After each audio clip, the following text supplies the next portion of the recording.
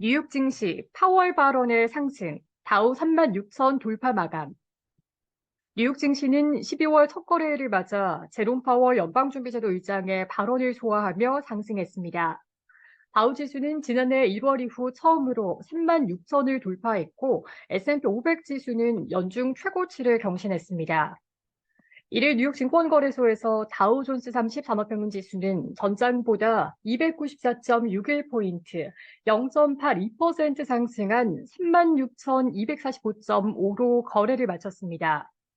스탠더드 앤드 푸어스 S&P 500 지수는 전장보다 26.83포인트, 0.59% 오른 4,594.63으로 나스닥 지수는 전장보다 78.81포인트, 0.55% 상승한 14,305.03으로 거래를 마감했습니다. 다우 지수는 36,000을 돌파하며 지난해 1월 이후 최고치를 경신했습니다. S&P 500 지수도 종가 기준 지난해 3월 이후 최고치를, 나스닥 지수는 올해 7월 이후 최고치를 경신했습니다. 제롬 파월 연준 의장의 발언이 완화적으로 해석되면서 시장의 안도 랠리가 펼쳐졌습니다.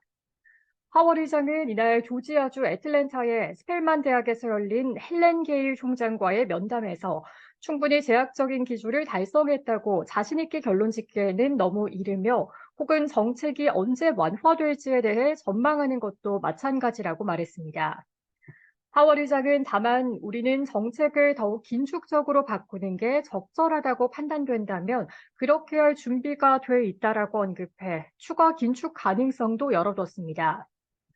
파월 의장은 시장에 반영된 금리 인하 기대를 늦추기 위해 균형을 맞추는 발언을 내놨으나 시장은 오히려 이를 완화적으로 해석했습니다. 이미 연준 내 대표적 매파 위원인 크리스토퍼 월러 연준 의사의 발언 이후 높아진 연준의 금리 인하 기대에 제동을 걸 만한 내용이 거의 없었기 때문입니다. 금리 선물 시장에서는 연준이 추가 금리 인상에 나서긴 어렵다고 판단하고 있으며 파월 의장의 발언 이후 내년 3월에 첫 금리를 인하할 가능성도 60% 이상으로 높아졌습니다. 시장은 내년 최대 1.25%포인트의 금리 인하를 가격에 반영하기 시작했습니다. 그러나 일각에서는 시장의 금리 인하 기대가 과도하다는 진단도 나옵니다. UBS는 이날 보고서에서 연준이 내년 7월부터 금리를 인하해 총 2에서 3회가량 금리를 인하할 것으로 예상했습니다. 10년물 국채금리도 11bp가량 하락한 4.21%까지 밀렸으며 2년물 국채금리는 14bp가량 떨어진 4.55%까지 하락했습니다. 연준이 올해 마지막 금리 결정은 오는 13일로 그 전에 11월 고용과 물가 지표가 나올 예정입니다. 해당 지표에서 고용과 물가가 예상보다 더 빠르게 둔화하면 연준이 12월에 금리 인상을 종결을 선언할 가능성은 커지기도 했습니다.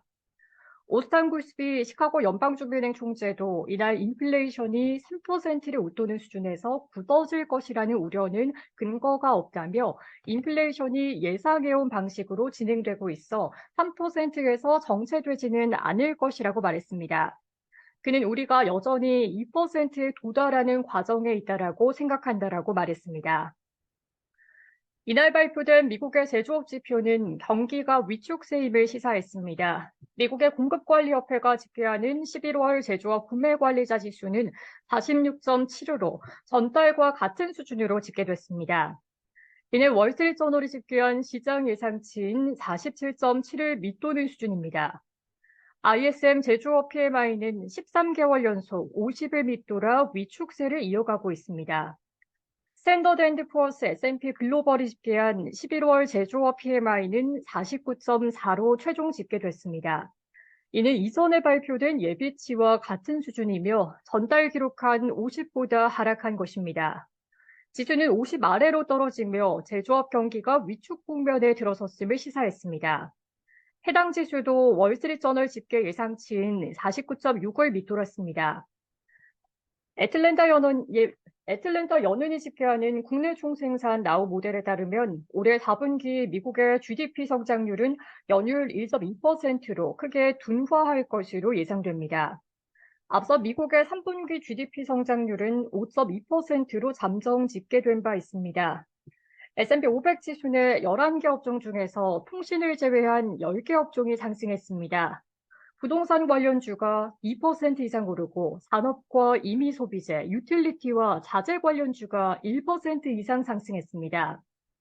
테슬라의 주가는 회사가 전날 사이버 트럭 인도를 시작하며 판매 가격을 공개한 가운데 0.5% 하락했습니다. 화이자의 주가는 하루 2회 고교가는 자사의 비만 치료제 다누글리프론의 3상 임상을 진행하지 않기로 했다는 소식에 5% 이상 떨어졌습니다. 화장품 판매업체 울타뷰티의 주가는 예상치를 웃도는 실적 발표에 11%가량 상승했습니다.